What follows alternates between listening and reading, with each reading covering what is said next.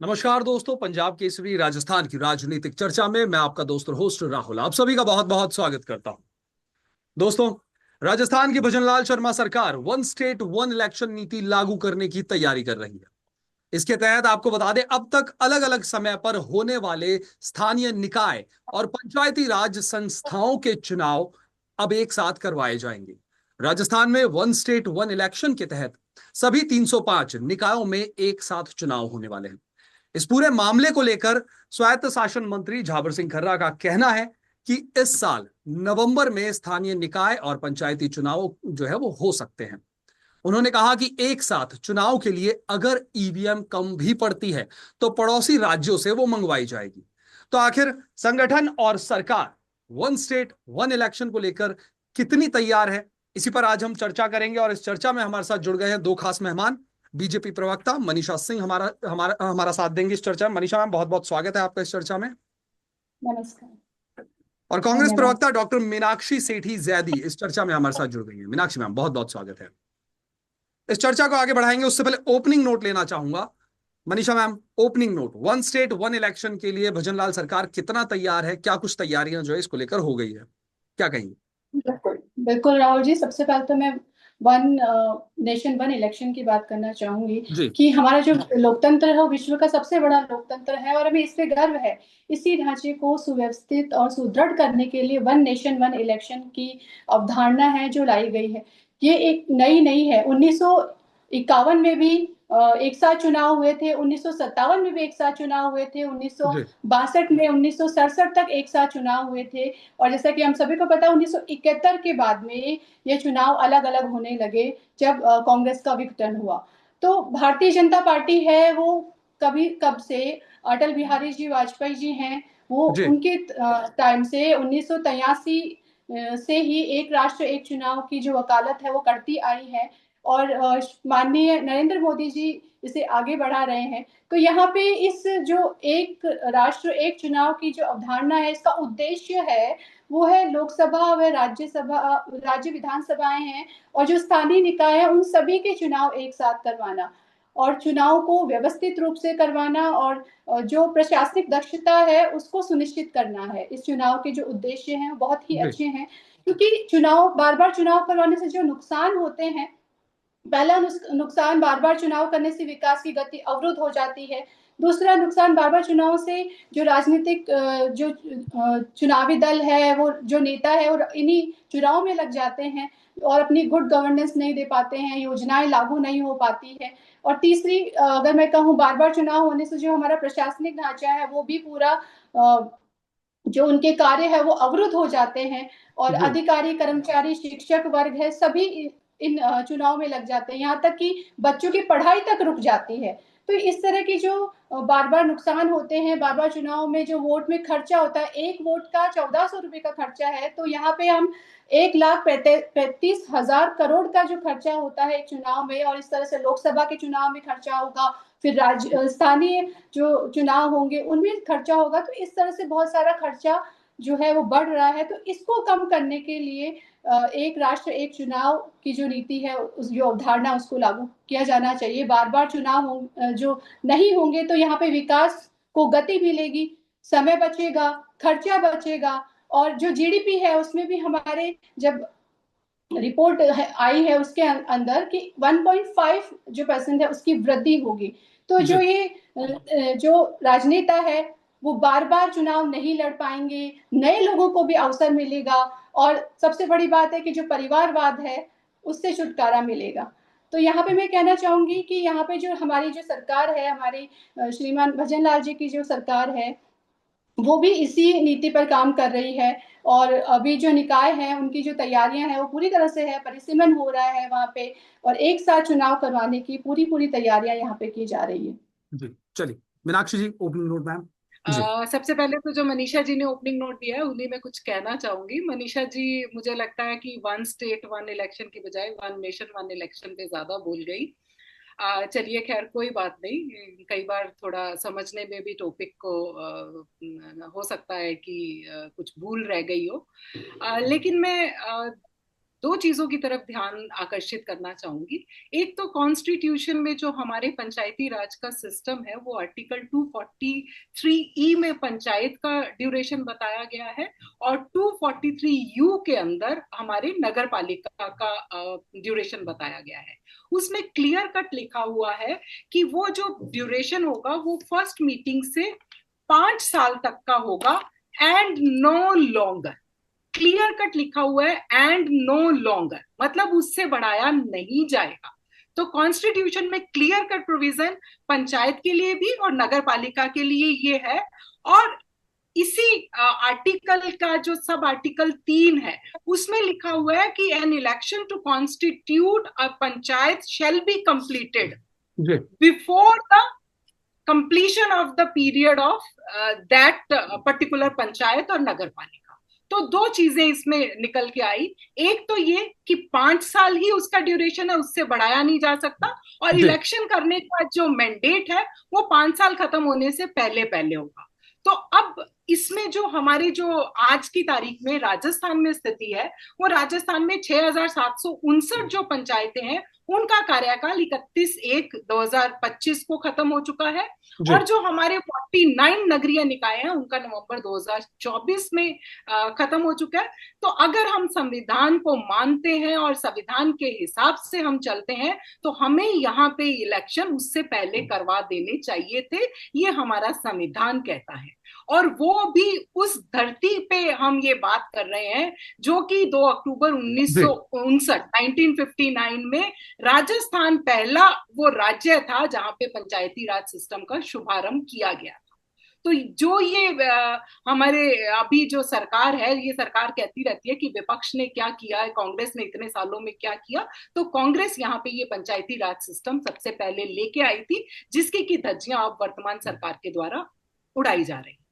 दूसरा, इन्होंने जो अभी प्रोविजन किया था, जो 2024-25 का मॉडिफाइड बजट आया था, उसके पैरा नंबर 97 के सब पैरा नंबर 4 के अंदर एक प्रोविजन किया गया था कि due to high increasing population हम इस पे पुनर्विचार करने के लिए एक हाई लेवल कमेटी का गठन करेंगे जो formation of new panchayat and nagar palika wards और उनके डिलिमिटेशन के बारे में बात करेगी।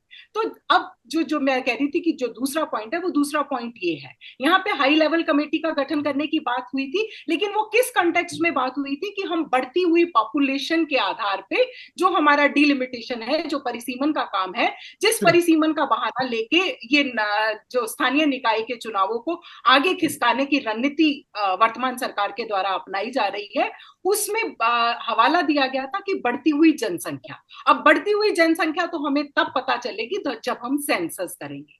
अभी हमारे पास सेंसस के आंकड़े हैं 2011 के, 2021 का सेंसस हो नहीं पाया, और अभी वर्तमान में भी मुझे लगता नहीं कि सेंट्रल गवर्नमेंट सेंसस करवाने की कोई मंशा रखती है, क्योंकि आज के जो एस्टिमेट है जो सेंसस करवाने के, उस पे एस्टिमेटेड खर्चा है 12,000 करोड़ का, जबकि अभी जब निर्मला सीतारमन जी ने 1 फरवरी 2025 को बजट अनाउंस किया, उनमें सेंसस के नाम पे मात्र 574 करोड़ का एलोकेशन किया गया है, जो कि ऊंट के मुंह में जीरा है। तो इससे बिल्कुल स्पष्ट होता है कि सरकार कोई मंशा ही नहीं रखती सेंसस करवाने की। तो जब हम 2011 की जनसंख्या के आधार पे परिसीमन कर रहे हैं, तो वो तो पहले भी राजस्थान में परिसीमन हो चुका है 16 के अंदर, 19 के अंदर। तो अब हम इस परिसीमन में जनसंख्या, तो हमारे पास आंकड़े वही पुराने हैं, तो फिर वो सीधा सीधा समझ में आता है कि सिर्फ राजनीतिक दुर्भावना से इनका परिसीमन किया जा रहा है और कोई इनकी मंशा नहीं है। अगर हमारे पास आंकड़े नहीं है पॉपुलेशन की, जिस पॉपुलेशन का हवाला देते हुए हम परिसीमन की बात कर रहे हैं, वो पॉपुलेशन के आंकड़े तो वही पुराने हैं, तो हम परिसीमन कैसे करेंगे? ये परिसीमन कयासों के आधार पे तो हो नहीं सकता। तो ये जो दोनों ही कंटेक्स्ट, मतलब जिसे कहें कि कॉन्टेक्स्ट है, एक तो 1 स्टेट 1 इलेक्शन का, वो अभी तक कहीं कोई जिसे कहते हैं कि उसका पूरा रोड मैप इन लोगों के पास नहीं है। और 1 स्टेट 1 इलेक्शन आएगा, वो 1 नेशन 1 इलेक्शन के बाद आएगा, और 1 नेशन 1 इलेक्शन में ये प्रोविजन किया गया है कि विधानसभा और लोकसभा के चुनाव एक साथ करवाए जाएंगे, और उन चुनावों के 100 दिन के अंदर अंदर स्थानीय निकाय के चुनाव। चलिए तो वो जी। जब वहां पे होंगे तब उसके बाद यहाँ पे क्वेश्चन अराइज होगा। तो ये तो सिर्फ इनकी एक टालने की प्रवृत्ति है, वो टालने की प्रवृत्ति के तहत ये लोग काम कर रहे हैं। चलिए मनीषा जी क्या कहेंगे, टालने की प्रवृत्ति है, कोई रोड मैप नहीं है वन स्टेट वन इलेक्शन को लेकर। और साथ ही मनीषा जी नहीं, डोटासरा जी ने भी अभी हाल ही में आरोप लगाए थे कि पंचायत चुनाव को लेकर राजस्थान की सरकार ना संविधान की मान रही है और ना ही कानून को मान रही है। क्या कहेंगे, तमाम आरोप इस वक्त बीजेपी सरकार पर लग रहे हैं इस चीज को देखिए लेकर। देखिए राहुल जी, नई काम करने की नहीं काम करने की प्रवृत्ति कांग्रेस सरकार की है, टालने की प्रवृत्ति कांग्रेस सरकार की है।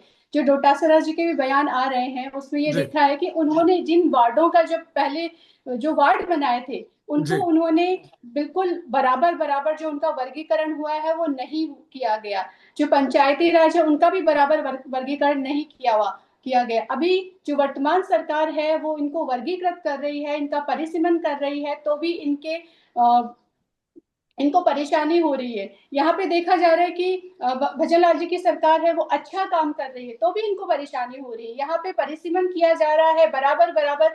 जो पहले का परिसीमन है वो है कि कहीं पे 500 वोटर्स है और किसी वार्ड के या किसी जो पंचायती राज है वहां पे कहीं पे 3,000 वोटर्स है, कहीं पे 1,000 वोटर्स है। मतलब इनका जो बराबर जो वर्गीकरण किया जाना चाहिए था वो नहीं हुआ है। तो जब ये वर्तमान सरकार जब काम कर रही है तो इन लोगों को बहुत ज्यादा परेशानी हो रही है। यहाँ पे जनगणना के आधार पर वर्गीकरण किया जा रहा है, परिसीमन किया जा रहा है, और जो निर्धारित समय है उन समय पर निर्वाचन आयोग है वो भी इस पे कार्य कर रही है। तो ये जरूर अपने जो चुनाव है वो होंगे और जरूर होंगे। और हमारी जो सरकार है, जो माननीय भजन लाल जी के नेतृत्व में जो सरकार कार्य कर रही है वो बिल्कुल समय पर चुनाव करवाएंगे और बिल्कुल परिसीमन के साथ में और बहुत ही अच्छे से ही चुनाव होंगे। जी मनीषा जी, आप समय पे चुनाव की बिल्कुल बात मैं कर रहे हैं, तमाम बातें आपने कही।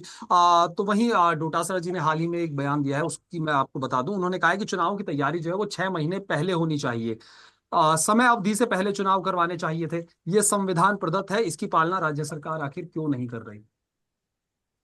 बिल्कुल मैं भी यही तो कह रही थी आपको कि देखिए जो उससे पहले होने चाहिए थे चुनाव। और जो जनगणना की आप बात कर रहे हो कि जनसंख्या, वो तो 2011 वाली जनसंख्या के आधार पे तो जी ऑलरेडी परिसीमन हो चुका है। अब ऐसे क्या नए तथ्य आ गए लेकिन कि हमें लेकिन मीनाक्षी और जी, वो परिसीमन भी तो वो जो वर्गीकरण हुआ वो बिल्कुल सही नहीं किया गया है। कहीं पे उन्होंने वोटर्स के आधार पर बिल्कुल परिसीमन नहीं किया है। जिस तरह से आप जिलों तो की स्टेट जनगणना थी इलेक्शन उसी कमीशन तरह की से आप लोग स्टेट उसकी इलेक्शन कमीशन पे उंगली में उठा बात रही हो। करें। स्टेट यहाँ पे इलेक्शन जो कमीशन को तो वर्गीकरण आपने है वो बिल्कुल सही नहीं किया गया। और देखिए, one one state one nation हो या एक राष्ट्र एक चुनाव हो, उसमें के आप लोग बिल्कुल भी उसके खिलाफ क्यों जा रहे हैं? क्योंकि आपको नुकसान होने वाला है। परिवारवाद से आप जो छुटकारा मिलेगा जनता को, उसमें यहाँ पे आप लोग इसका सहमति नहीं जता रहे हैं इसके लिए।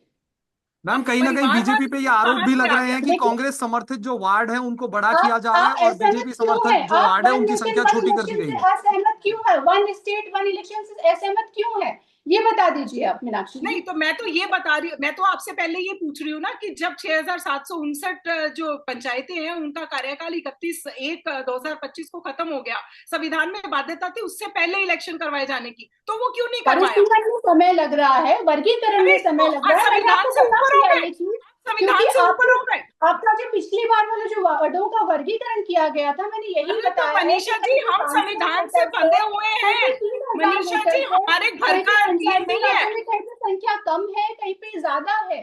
उसी नहीं के तो बिहाफ पे इसमें अभी परिसीमन होना बहुत ज्यादा जरूरी है। चुनाव आयोग भी इसमें लगा हुआ है, परिसीमन के बहाने से हम कॉन्स्टिट्यूशन का सरकार उल्लंघन भी इसमें करने लग लगी जाएंगे, हुई ये है, कहाँ की बात है? और ये चुनाव आयोग भी लगा हुआ है। और सरकार अपना कार्य आप कर सीधा रही है, सीधा परिसीमन सीधा सीधा वर्गीकरण के तौर पे ही चुनाव होने हैं आगे के। आप सीधा सीधा स्टेट इलेक्शन कमीशन की कार्यप्रणाली पे उंगली एक उठा रही सवालिया है। निशान है ये। मैं नहीं उठा रही हूँ ये, बिल्कुल मैं कह रही नहीं, हूँ कि वो चुनाव एक संवैधानिक संस्था है, इलेक्शन उसके कमीशन बारे भी में आप लगा ऐसे हुआ नहीं है बात कर तैयारियों सकती, में।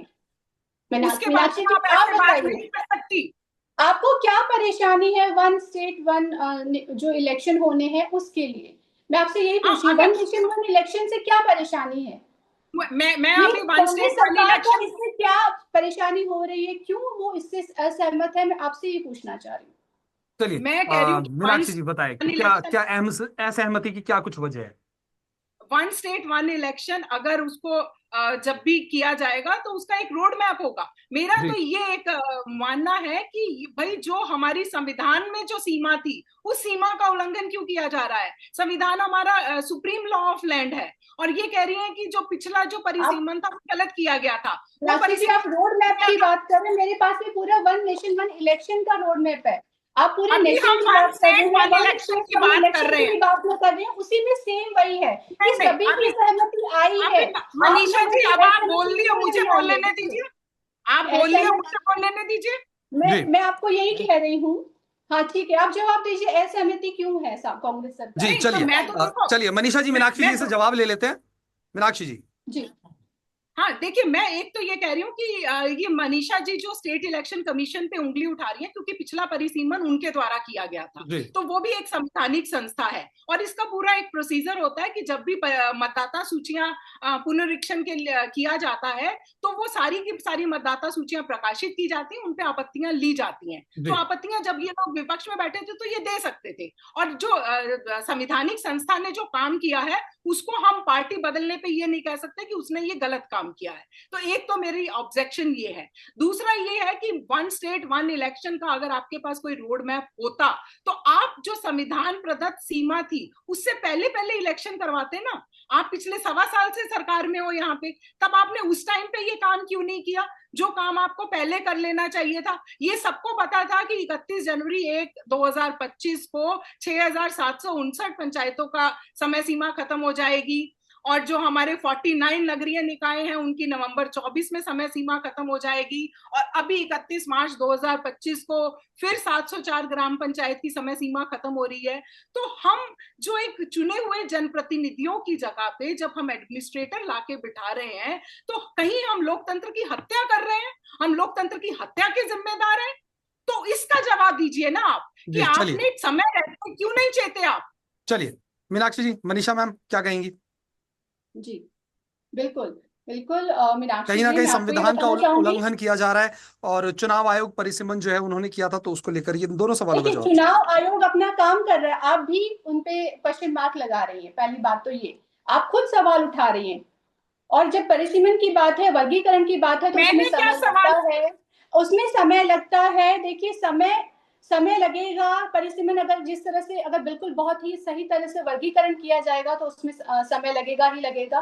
परिसीमन किया जाएगा तो उसमें समय लगेगा ही लगेगा। और 1.5 साल में आप कहते हो, आपकी जो सरकार, पिछली सरकार जो गड्ढे लेके गई है, वो गड्ढे भरने का काम किया है वर्तमान सरकार ने। और अभी वो अपने आगे से आगे बहुत ही ज्यादा, जो कहते हैं कि गुड गवर्नेंस अपनी दे रही है, तो आप लोगों को परेशानी हो रही है इसमें। यहाँ पे जो चुनाव आयोग है वो खुद अपना काम कर रहा है। वो खुद चुनाव करवाने के लिए जो जिस तरह के परिसीमन और वर्गीकरण और उस पर कार्य कर रहा है, वार्डों को बराबरी के लिए, पंचायती राज के लिए बराबरी के लिए, वो सब तरह से अपने कार्यों में लगे हुए हैं। राजस्थान सरकार अपने कार्य पे लगी हुई है। जी और मनीषा बिल्कुल जी, तो चुनाव क्या इसका है कोई तो रोड बिल्कुल मैप रेडी चुनाव है को बीजेपी सरकार के पास? बिल्कुल बिल्कुल रेडी है, तभी तो परिसीमन किया जा रहा है। तो ये रोड मैप रेडी था तो ये इलेक्शन जो है ये पहले क्यों नहीं करवाए गए? समय रहते भी हो सकते थे।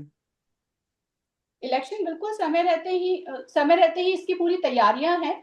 और जल्द से जल्द जो है 6 महीने के अंदर अंदर ये चुनाव करवाए जाएंगे। चलिए, तैयारियों की आप बात करिए, लेकिन क्या इलेक्शन कमीशन के पास इतने रिसोर्सेज हैं? बिल्कुल है, जिस तरह से बताया गया है कि अगर रिसोर्सेज है वो बिल्कुल मंगवाए जाएंगे आसपास वाले राज्यों से। और कहीं ना कहीं ये सब जो है वो पूरा किया जाएगा। जी चलिए, मीनाक्षी जी क्या कहेंगे? दूसरे स्टेट से चाहे ईवीएम मशीन हो उनको मंगाने की बातें हो रही है कि मशीन्स की बात कर रहे हैं हम, ईवीएम मशीन्स की बात है या कोई भी है, वो हम दूसरे स्टेट से भी उसको किया जाएगा सर। जी मीनाक्षी जी। हाँ देखिए, अब वो जब करवाएंगे उस टाइम कैसी मैनेजमेंट होगा, वो मैनेजमेंट तो तब की तब देखा जाएगा। लेकिन बात ये है कि हमने संविधान का उल्लंघन कर दिया। यहाँ पे जो एक्स्ट्रा कॉन्स्टिट्यूशनल काम है वो किया जा रहा है। हाई कोर्ट को इनको फटकार लगानी पड़ रही है कि आप हमें क्लियर कट टाइमलाइन बताइए कि आप जी पंचायतों के चुनाव करवाने की मंशा कब रखते हैं। तो इसका मतलब जो एक जिसे कहते हैं कि एक जो परिपक्व जो नेता होता है या परिपक्व सरकार का मुखिया होता है, वो पहले से पहले प्रावधान करके चलता है कि अब इसकी टाइमलाइन आने वाली है, इसकी टाइमलाइन आने वाली है, ना कि टाइमलाइन निकलने के बाद वो फिर ये काम करना शुरू करते हैं। लेकिन हमारे यहाँ पे तो अभी ये है ना कि अभी हम काम वही करेंगे जो दिल्ली से हमारे पास आदेश आएगा। जो दिल्ली से आदेश नहीं आएगा उस काम पे तो हम कुछ आगे बढ़ेंगे ही नहीं। तो दिल्ली से, वो दिल्ली वालों के पास तो और भी बहुत सारे काम है, तो उन्होंने ये आदेश देना भूल गए। तो यहाँ पे ये भी उसके जो नगरीय निकाय के चुनाव थे और जो हमारे पंचायतों के चुनाव थे वो करवाना भूल गए। अब जब उनकी टाइमलाइन निकल चुकी है उसके बाद ये सोच रहे हैं कि अब परिसीमन का बहाना ले लेते हैं, आप कोई दूसरा बहाना ले लेते हैं और उसके आधार पे इसको टाल देते हैं, करवा लेंगे 4-6 महीने में। तब तक अगर लोकतंत्र की हत्या भी हो जाए तो क्या फर्क पड़ता है, हम चुने हुए प्रतिनिधियों की बजाय हम एडमिनिस्ट्रेटर से उनका काम चलवा लेंगे। अब 6 महीने में वहां पे कैसे विकास के कार्य होंगे? आप बताइए कि जो पंचायत जिसका की कार्यकाल 31 जनवरी 2025 को खत्म हो गया, और वो कोई छोटी मोटी संख्या नहीं है, 6,759 ग्राम पंचायतें हैं, जबकि 10,000 तो टोटल ही है। मतलब 70% के आसपास हमारी जो पंचायतें हैं वो खत्म हो चुकी हैं और उनका चुनाव अभी आने वाले 9 महीने नहीं होगा, 10 महीने नहीं होगा, हमें कुछ पता नहीं है। 10 महीने तक बिना चुने हुए जनप्रतिनिधियों के वहां की जनता की बहुत सारी समस्याएं होंगी। उन समस्याओं को कैसे सुलझाया जाएगा? एडमिनिस्ट्रेटर के पास जाएंगे, वो तो कह देगा कि अभी चुनी हुई हमारे पास पंचायत नहीं है, हम नहीं कर सकते ये काम। तो लेकिन वो 10 महीने तक वहां पे किसी का हैंडपंप लगना है, किसी के कोई और बहुत सारे काम होते हैं जनता के, तो वो काम कैसे होंगे 10 महीने तक? 10 महीने तक चुना हुआ जनप्रतिनिधि नहीं है, जबकि ये हमारी जो लोकतांत्रिक व्यवस्था है उसका फर्स्ट ईयर है। ये हमारी जो एक त्रिस्तरीय लोकतांत्रिक व्यवस्था है जिसमें लोकसभा है, विधानसभा है और नीचे हमारे पास जो स्थानीय निकाय है, तो ये हमारा सबसे पहला पायदान ही जब कमजोर हो जाएगा तो बाकी पायदान तो अपने आप कमजोर हो जाएंगे। हम नींव को खोखला करने का काम कर रहे हैं। ये कितना बड़ा, जिसे कहते हैं कि राजस्थान की जनता के साथ अन्याय हो रहा है। हमारे गांधी जी कहा करते थे कि हमारे जो देश की आत्मा है वो गांवों में बसती है, और उन गांवों की पंचायतों का हमने ये हाल कर दिया कि उनका कार्यकाल खत्म हो गया और हमें अभी वहां पे चुनाव करवाने की सुध नहीं है। चलिए, इसका जवाब लूंगा मीनाक्षी जी, मनीषा जी से, लेकिन उससे पहले एक सवाल है। अगर वन स्टेट वन इलेक्शन होता है तो क्या आम जनता को इससे कुछ फायदा मिलेगा या नुकसान होगा? जिस तरीके की भजनलाल सरकार बातें कर रही है कि खर्चा कम होगा, विकास को गति मिलेगी, जीडीपी वृद्धि होगी, वोटिंग परसेंटेज एक बड़ा मुद्दा रहता है हर बार, उसमें भी बढ़ोतरी होने की बात हो रही है, क्या कहेंगे? जी देखिए, इसमें कितना जो कहते हैं कि खर्चा बचेगा या नहीं बचेगा ये तो आने वाला टाइम बताएगा। कई बार ये होता है कि हम 1 रुपया बचाने के चक्कर में 4 रुपए खर्च कर लेते हैं, ये तो आने वाला समय ही बताएगा। अभी जैसे ये थोड़ी देर पहले चर्चा हो रही थी कि ईवीएम हम दूसरे राज्यों से मंगवाएंगे, दूसरे राज्यों से हम मशीनरी मंगवाएंगे, तो उसमें भी तो एक खर्चा इन्वॉल्व होगा। ऐसा तो है नहीं कि उसमें खर्चा इन्वॉल्व नहीं होगा। जब ईवीएम कहीं, एक तो हमारे इन स्टेट मतलब इन हाउस हो हमारे पास, और एक हम कहीं से उसको मंगवा के लेके आए, या हम मशीनरी कहीं से मंगवा के लेके आए, तो उस मशीनरी को हायर करने में, उसके ट्रांसपोर्टेशन में, उसके लॉजिस्टिक्स में भी तो एक बहुत बड़ा खर्चा होगा। और फिर हम सबके इलेक्शन एक साथ करवा पाएंगे क्या? और अगर हम अलग अलग करवाते तो शायद वो 5 दिन में प्रोसेस पूरा हो जाता, और अभी हम जब सबके एक साथ करवाएंगे तो हो सकता है कि वो 30 दिन या 45 दिन की जैसी समय सीमा दी जा रही है उसमें पूरा हो। तो वो 45 दिन तक तो जो भी मशीनरी सारी इन्वॉल्व रहेगी, 45 दिन तक जो भी डेवलपमेंट के कार्य हैं वो स्टैंड स्टिल रहेंगे। तो ये तो आने वाला समय ही बताएगा कि इसमें एक्चुअल में कुछ बचत हो भी पाएगी या सिर्फ बचत के नाम पे हल्ला ही होगा। जी, चलिए, क्या कहेंगी मनीषा जी? जो आरोप लगे हैं कि जनता के काम जो हैं इस वक्त पहले पायदान पर, मीनाक्षी जी का कहना है कि जो पहले पायदान की जो लोग हैं उसे ही आप कमजोर करने में लगे हुए हैं, वहां पर जो लोग हैं उनके काम कैसे होंगे, क्योंकि अभी भी चुनाव की कोई तारीख तय नहीं है। देखिए, बिल्कुल चुनाव है वो निर्धारित समय पे ही करने की पूरी पूरी कोशिश की जा रही है। मैंने जिस तरह से कहा कि राजस्थान सरकार और चुनाव, देखिए अन्याय तो मीनाक्षी जी, अन्याय तो आपकी सरकार ने किया था इन ग्रामीण के साथ में। जिस तरह से आपने जो पिछला जो राज गया है, जो अत्याचार, जो भ्रष्टाचार आपने जो फैलाया है, वो आपकी सरकार ने किया है। जो माननीय भजनलाल जी की सरकार है वो कार्य कर रही है, और मैं कॉन्क्रीट ही बात कर रही हूँ। Manisha ji, one state one election पे हम आते हैं वापस। आपकी सरकार ने किया है। और यहाँ पे जब आप बात कर रहे थे कि 1 महीना, आप ये देखिए ना, हर एक चुनाव में कितना ज्यादा खर्चा होता है। और आप कहते हो कि ना अधिकारी कर्मचारी शिक्षक आप वगैरह तो तो मेरी जाते हैं चुनाव कॉन्क्रीट में बात और का जवाब 3 दीजिए महीने, कि 31 नहीं जनवरी आप कह 25 रहे से हो पहले जो 10 दिन इलेक्शन 15 होने दिन, चाहिए थे यहाँ वो पे क्यों नहीं 3 हुए? महीने लग जाते हैं उनको, 3 महीने लग जाते हैं एक चुनाव के अंदर। आप यहाँ पे 10 दिन 15 दिन की बात कर रहे हो, 3 महीने। अगर एक साथ चुनाव होंगे तो कम से कम ये समय बचेगा। और कांग्रेस की बात करें, मैंने ये कहा है कि माननीय भजन लाल जी जो परिसीमन हो रहा है उनकी सरकार में, जो अभी वर्गीकरण हो रहा है, उसके बाद में यहाँ पे एक तरह से पूरी तरह से जिस एक व्यापक रूपरेखा बनाई जा रही है और जल्द से जल्द निर्धारित समय पर ये चुनाव करवाए जाएंगे और चुनाव आयोग भी इसमें लगा हुआ है। मनीषा मैम जी एक तरफ जुमले आप नहीं कह रही हैं कि कहिए, मैं रूपरेखा आपसे बनाई जा रही है, एक जुमले तरफ मैं आप कह नहीं रही हैं कि बात रोड कर मैप रही हूँ, तैयार बात है ये कर हमारे रही हूँ पास।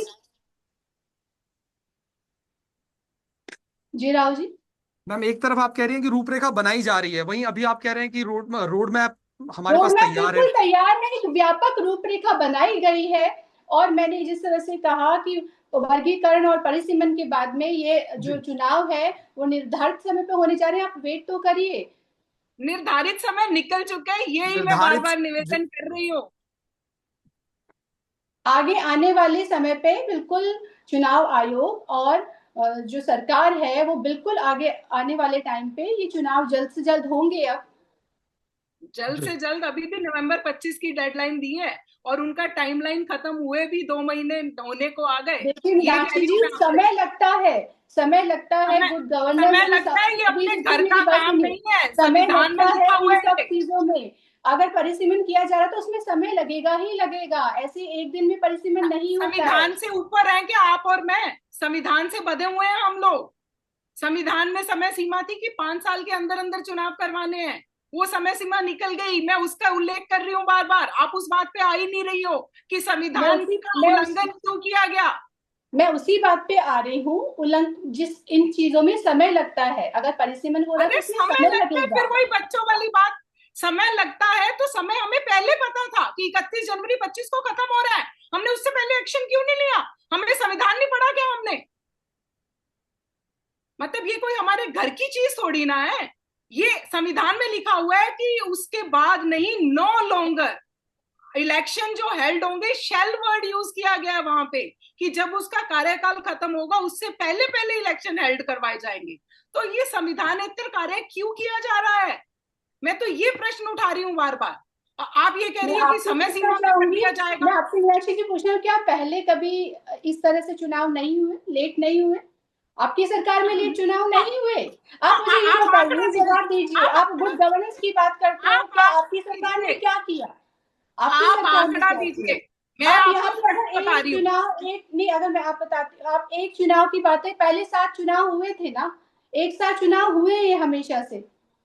अगर उसकी बात की जा रही है तो उसमें समय लगेगा, हर बदलाव में समय लगता है। लेकिन बदलाव हम संविधान की सीमा के अंदर ही तो करेंगे। संविधान से बाहर जाके बदलाव कैसे कर संविधान की देंगे? सीमा ये में ही आपके और कार्य मेरे हो घर रहा की है, बात जब नहीं है। चुनाव आयोग लगा हुआ है तो संविधान की सीमा में ही कार्य हो रहा है। चलिए संविधान की मनीषा जी, सीमा में मीनाक्षी नहीं जी, हो रहा, ये निवेदन कर रही हूं मैं बार बार। चलिए मीनाक्षी जी, मनीषा जी, समय का थोड़ा अभाव है, क्लोजिंग नोट लेना चाहूंगा चलते चलते। सबसे पहले मीनाक्षी मैम क्या कहेंगी closing note, one state one election को लेकर? भजन लाल सरकार जो है पूरी तैयारियां जद्दोजहद में लगी हुई है, लेकिन कितनी तैयारियां जो है वो इसको लेकर है अभी भजन लाल सरकार की, क्या कहेंगे? कितना सफल होगा ये वन स्टेट वन इलेक्शन? देखिए, जो ये जद्दोजहद है, मुझे लगता नहीं कि इस जद्दोजहद में कोई इन्होंने समय सीमा का या संविधान का कोई पालन किया है। अपनी जी, मनमर्जी तानाशाही को तो ये कुछ भी कर लें और वो कर लेंगे। लेकिन इस पूरे प्रक्रिया के अंदर जो लोकतंत्र की हत्या हो रही है, जो जनता के अधिकारों का हनन हो रहा है, वो सारी जनता भी देख रही है और बाकी सब लोग भी देख रहे हैं। और इसका आने वाले समय में जनता द्वारा समुचित जवाब इनको दे दिया जाए। जी, चलिए Manisha ji closing note ma'am.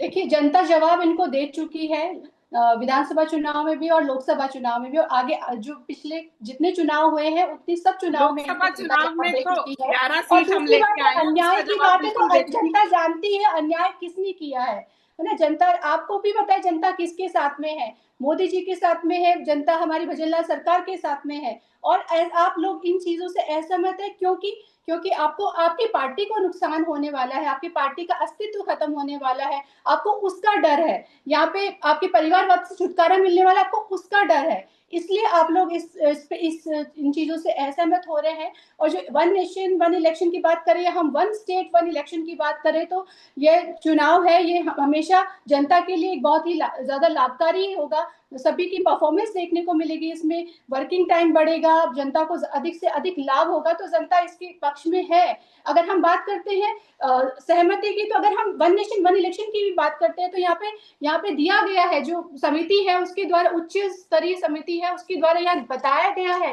कि 83% जो अगर फीडबैक दिया गया तो लोग सहमत है। 50% राजनीतिक दलों की सहमति आई है इसमें, 100% सुप्रीम कोर्ट के न्यायाधीशों की सहमति है इसके अंदर। और अगर हम बात कर रहे हैं उच्च न्यायालयों की, तो वहां पे 75% जो पूर्व मुख्य उच्च न्यायाधीश है उनसे परामर्श के दौरान इसमें यहाँ पे सहमति आई है। 100% पूर्व आयुक्तों के परामर्श के दौरान यहाँ पे सहमति आई है। और 87% जो चुनाव आयुक्त है उनके परामर्श है। और यहाँ पे अगर इसकी बात की जाए, बार काउंसिल ऑफ इंडिया की बात की जाए, HUSM की बात की जाए, ICAI की, फिक्की की बात, तो वहां पे सहमति आई है। सिर्फ और सिर्फ जो कहते हैं कि जो असहमत लोग हैं, जिनको खुद की अस्तित्व खत्म होने का डर है, वो लोग असहमत है। उनके जिनका वजूद खत्म होने का डर है, वो असहमत है। चलिए मनीषा जी, मीनाक्षी जी, बहुत बहुत शुक्रिया इस चर्चा में हमारे साथ जुड़ने के लिए। तो दोस्तों, राजस्थान की भजनलाल शर्मा सरकार वन स्टेट वन इलेक्शन नीति लागू करने की तैयारी कर रही है। इसके तहत अब तक अलग अलग समय पर होने वाले स्थानीय निकाय और पंचायती राज संस्थाओं के चुनाव जो है वो अब एक साथ करवाए जाएंगे। लेकिन जो विपक्ष है वो लगातार इसको लेकर हमला बोल रहा है सत्ता पक्ष पर कि पंचायती चुनावों को लेकर राजस्थान की जो सरकार है वो ना तो संविधान की मान रही है और ना ही कानून को मान रही है। अब आने वाले समय में देखना यह होगा कि वन स्टेट वन इलेक्शन को लेकर भारतीय जनता पार्टी जो है वो कितनी तैयार है, राजस्थान के अंदर कितना सफल तरीके से इसका आयोजन हो पाएगा या नहीं हो पाएगा, ये एक देखने वाली बात रहेगी। फिलहाल के लिए इस चर्चा में इतना ही। मुझे और हमारे दोनों मेहमानों को दीजिए इजाजत। नमस्कार।